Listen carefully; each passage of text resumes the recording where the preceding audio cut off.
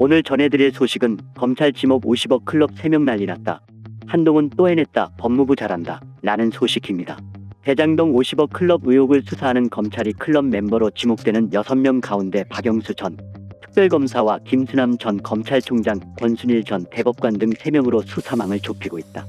20일 법조계에 따르면 50억 클럽 의혹을 수사 중인 서울중앙지검 반부패 수사일부는 특히 박영수 전 특검에게 수사력을 집중하고 있다. 이달 들어 총 4명의 검사를 파견받으면서다. 수사팀 검사 수는 엄 부장을 포함해 총 16명에 달한다. 법조계 일각에선 검찰이 검찰 선배이자 윤석열 대통령의 은인인 박영수 전 특검을 수사하기 부담스러울 것이라고 관측한다. 하지만 한 검찰 간부는 언제적 박영수인데 검찰 선배 이야기를 하는가라며 예민한 반응을 보였다. 박영수 전 특검이 사법연수원 10기이고 이원석 검찰총장이 27기로 상당한 차이가 있는 만큼 검찰 내에 박영수 전 특검과 가까운 검사가 드물어 수사에 영향을 미칠 수 없다는 설명이다. 박영수 전 특검이 윤 대통령과 가깝다는 점에 대해선 수사팀은 오로지 증거와 법리가 가리키는 방향으로만 수사를 진행하고 있다며 현 정부 검찰이 내 편 갈라 수사하는 것 봤나라고 반문했다. 김수남 전 총장도 50억 클럽 의혹과 관련한 주요 수사 대상으로 떠오르고 있다. 공여자 측의 핵심 인물로 지목되는 김만배 씨가 지난 8일 범죄수익은닉규제법 위반 등으로 추가 기소된 가운데 공소장을 보면 김 씨는 대장동 의혹이 제기된 직후인 2021년 9월 14일 서울 도곡동 한 카페에서 김수남 전 총장을 만나 대책을 논의한 것으로 적혀있다. 그동안 정치권 등에선 권 전 대법관을 1순위로 수사해야 한다는 주장이 이어졌다. 이재명 더불어민주당 대표가 2020년 7월 공직선거법 위반 혐의에 대한 대법원 재판에서 무죄 취지의 파기환송 판결을 받을 당시 권 전 대법관이 무죄 의견에 힘을 실었고 그 대가로 금품을 수수하기로 약속했다는 의혹의 심각성이 크기 때문이다. 검찰은 수사 필요성에 공감하면서도 영장 발부에 회의적이라는 분위기다. 한 특별수사통 검사는 경험상 판사에 대해 수사를 할 때 법원이 영장을 내주는 경우를 별로 본 적이 없다고 하소연했다. 나머지 50억 클럽 멤버로 지목되는 3명 가운데 곽상도 전 의원의 경우 화천대유자산관리에서 일했던 아들 병채 씨가 퇴직금 등의 명목으로 50억 원을 받은 게 검찰의 뇌물수수로 인정돼 구속기소됐지만 지난 8일 1심에서 무죄를 선고받았다. 곽 전 의원은 문재인 정부 시절인 2022년 2월 재판에 넘겨졌다. 이와 관련해 한 고위 검사는 이전 수사팀이 50억 클럽 중 당시 야권 인사였던 곽 전 의원만 콕 집어 수사를 하고 그나마 부실수사였던 탓에 무죄가 나온 것이라며 2심에서 유죄를 받도록 공소 유지에 전력을 다하고 있다고 말했다. 한편 한동훈 장관은 우크라이나 전쟁 피해 지원 방안 논의를 위해 영국 런던에서 열리는 세계 법무부 장관 회의에 참석한다. 한 장관은 이 회의에서 열리는 토론에 통역 없이 직접 영어로 의견을 밝힐 예정이다. 법무부는 한 장관이 20일 열리는 세계 법무부 장관 회의에 참석하기 위해 전날 영국 런던으로 출국했다고 19일 밝혔다. 법무부 관계자는 한국 시간으로 20일 열리는 세계 법무부 장관 회의 토론에서 한 장관이 별도 통역 없이 영어로 직접 토론에 참여할 예정이라고 설명했다. 박범계랑 추미애랑은 비교도 안 되네. 이게 바로 클래스의 차이. 한동훈 머리는 특별하다. 법조계에 따르면 앞으로 위치 추적 전자장치 착용자가 전자발찌를 끊고 도주하면 성별 연령뿐 아니라 실명도 공개된다. 개정안은 도주한 전자발찌 피부착자 검거를 위해 국민의 협조가 필수적일 경우 피부착자의 실명을 공개할 수 있도록 했다. 종전엔 피부착자 정보를 최소한만 공개한다는 원칙하에 도주자의 혐의 사실과 얼굴 신체 특징, 성별, 연령, 인상착의 등만 공개했다. 법무부는 도주자의 신상 공개 전 관련 사항을 심의해온 사건공개심의위원회도 폐지하기로 했다. 재범 우려 등이 있는 긴급한 사건의 경우 사건 내용을 신속하게 공개하는 것이 필수적인데 개별 사건마다 심의위 회의를 거치다 보니 신속한 정보 공개와 이에 따른 검거에 방해가 된다는 이유에서다. 법무부는 전자장치 훼손 사건 발생 후 소재불명자 검거 지연 시 강력범죄 위험성이 높아지고 국민 불안감이 고조된다며 신속한 사건 공개로 중요한 추적 단서를 제보받아 조기 검거를 통해 재범을 차단하고 사건 공개 절차를 간소화하려는 것이라고 개정 취지를 설명했다. 그리고요, 또 이제 두 개의 내역이 또 2개의 이런 모르쇠가 있는데, 모르쇠 이 카드가 또 사례가 또 있어요. 그런데 이 모르쇠 저기가 있는데요. 그 중에 이제 하나가 뭐냐면은요, 이 수행비서가 완전히 오리발 내밀고 있어요. 완전히. 뭐 수행비서는 그야말로 수행하는 보좌관 아니에요. 그러니까 뭐 일거수일투족을 제일 잘 안다고 봐야 되는데, 이 사람한테는요, 검찰이 물어본 게 뭐냐.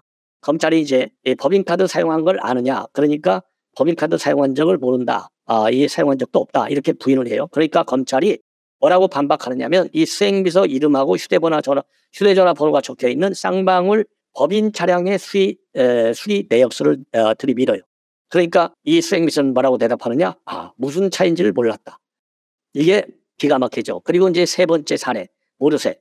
평화협력국장이에요. 경기도에. 이 평화협력국장은 이화영이가 평화부시사잖아요. 아주 직할 부하예요. 자, 이 사람이 2019년도 1월에 중국으로 출장을 다 같이 가요. 이화영이랑. 그래서 중국 선양에서 쌍방울 그룹 사람들하고 밥을 먹기까지 했는데 쌍방울 사람인 줄 몰랐다고까지 하면서 지금 이화영이를 감싸고 있어요. 자, 참 어마어마한 사람이죠. 그러니까 이 검찰에서는 그 당시 국외 출장 보고서를 들이밀어요. 거기서 들이밀으면서 이게 정말 김성태가 쌍방울 사람인지 몰랐느냐 이렇게까지 밀어붙입니다. 그리고 또 이 방용철은요, 평화국장 이 사람한테 쌍방울 제품 선물까지 줬다는 거예요.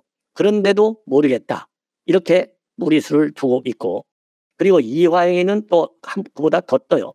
이화영이는 검찰에 5번이 불려갖고 김성태하고 3번씩이나 대전심문을 했는데도 계속해서 이 북한에 돈 준 거, 그리고 북한과 MOU를 체결한 거, 이런 거를 모르겠다라고까지 부인을 하고 있어요. 그런데 김성태는 뭐라고까지 그래서 반박을 했느냐?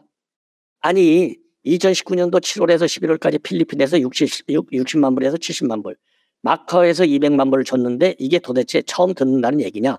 그리고 정찰 중국 출신에 이호남하고도 이 돈 주는 액수를 노래한 것 아니냐? 요렇게 반박을 하는데도 불구하고 이화영이는 뭐라고 그러느냐? 나는 창밖만 창 밖에만 쳐다보고 있어서 몰랐다. 요렇게까지 얘기한다는 겁니다. 그래서 김성태가 열받았다는 거예요.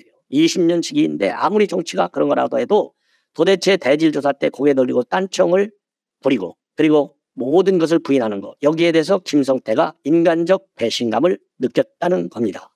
그래서 김성태가 완전히 열받아가지고 다 불고 있다는 건데, 법조계에서 이러한 이화영의 완전 오리발 전략, 이거는요 통상적인 꼬리 자르기하고는 상당히 다르다. 그래서 오히려 지금 검찰에서는 상당 부분의 이 진술, 그리고 이제 광범위한 물증을 가지고 있는 것으로 보이는데, 이렇게 이화영이가 일방적으로 모르쇠로만 저기하면 오히려 이화영이 제가 했잖아요. 죄질이 나쁘다. 저도 그랬잖아요. 그래서 오히려 형량만 더 키울 것이다.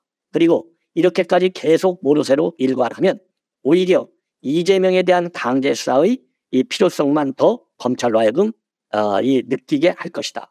그래서 이화영이 본인한테도 그리고 이재명 본인한테도 마이너스가 될 것이다. 이런 전망을 법조계에서 한답니다. 이거 이화영이한테도요 법정 최고형을 좀 가했으면 좋겠어요. 김용 정지상 말할 필요도 없고 그냥 김용 정지상 이화영이 이재명이 그냥 뭉뚱그려갖고 그냥 집단적으로 최고형을 처해가지고, 이런 사례가 말이죠. 앞으로 범죄를 저지른 이러한 유사 범죄를 저지른 이런 범죄인들한테는 이화영, 김용, 정진상, 이재명 사례가 이걸 보고 아이고 이거 내가 사실대로 진술하지 않으면 오히려 내가 마이너스를 보겠네. 이러한 교육적 효과가 있기를 바라보지 않습니다. 자, 이번에는요 이 함은경 얘기를 마지막으로 좀 하겠습니다. 이 함은경 씨의 경우에는요 이브라운 점검 사건으로 6년 6개월의 징역형을 선고받고 또 2번씩 더 투옥되고, 그러면서 주로 반미 반체국주의 운동, 학생 운동을 한 사람으로 유명해요. 그러다가 지금은요 군산에서 네모선장 이 횟집을 한다고 합니다. 그러니까 요즘 뭐 식당 얼마나 어려워요? 한마디로 이제 자기 식당 사업을 하면서 어려운 거, 정말 이 물가가 비싸다. 그리고 인건비가 굉장히 비싸다.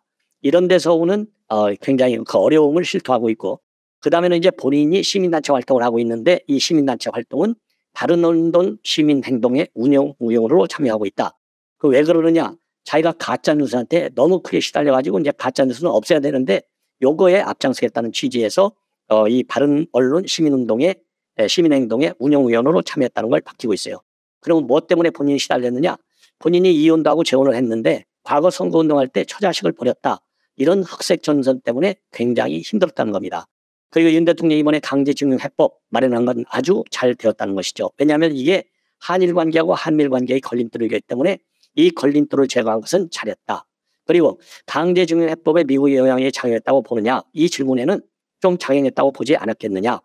자, 그래서 어차피 한국은 한미일 진영에 서가지고 미국의 힘을 이용하는 것이 오히려 우리 대한민국의 생존에도 중요하다. 그리고 국제관계가 지금 재편되는 마당에 한일이 불편한 개로 남는 것은 문제고 한미일 자유진영 강화를 기본으로 한 외교 전략이 필요하다는 측면에서도 이번 조치는 잘 됐다. 이거는 뭐 제가 설명해드리지도 잘 아시는 거죠. 뭐 그러니까 지금 이제 자유라고 하는 가치를 기본으로 하는 자유진영의 연대하고 중국, 러시아의 사회주의를 기본으로 하는 사회주의 연대의 대립. 여기에서 오는 신냉전. 이렇게 이제 국제 체제가 바뀌니까 미국 진영에 쓴 건 잘했다. 이 얘기나 마찬가지예요. 그리고 다음 총선에서 국민의힘 호남에서는 도저히 더 안 된다. 그리고 호남의 시민단체가 제3의 길을 준비하고 있다고 하지만 그렇게 성공하기는 굉장히 어려울 것 아니냐. 이런 생각을 하고 있고요. 그리고 이제 최근 들어서 우리 한국에서 굉장히 잘 된 것은 윤 대통령을 선출하고 선거에서 당선시키고 이재명이를 아웃시킨 거가 굉장히 잘한 것 같다. 왜? 이재명이는 포퓰리즘에 일관하고 나라를 거들낼 사람이기 때문에 가장 잘 선택한 것이고요. 그 윤 대통령이 취임 1년 동안에 잘한 거, 이재명과 같은 이런 포퓰리즘 정책을 채택하지 않은 거가 천만다인 것 같다. 이렇게 얘기하고요. 그리고 김기현 대표가 다음 총선에서 성공하기 위해서는 무엇이 중요하냐? 지금 현재 국민들이 쪼개져 가지고 극단적 싸움을 하고 있는데 나머지 40% 이게 이제 중도층이나 이거죠. 중도층의 마음을 움직여야 된다. 그래서 이 캐스팅 보도 중도 성향들의 사람을 얻기 위한 노력을 전개하는 것이 굉장히 중요하다. 이러한 입장을 내놨는데요. 상당히 현실적으로 그러니까 이제 과거 학생운동할 때의 이념 지향적 이런 사고는 많이 이제 희석이 된 게 아닌가.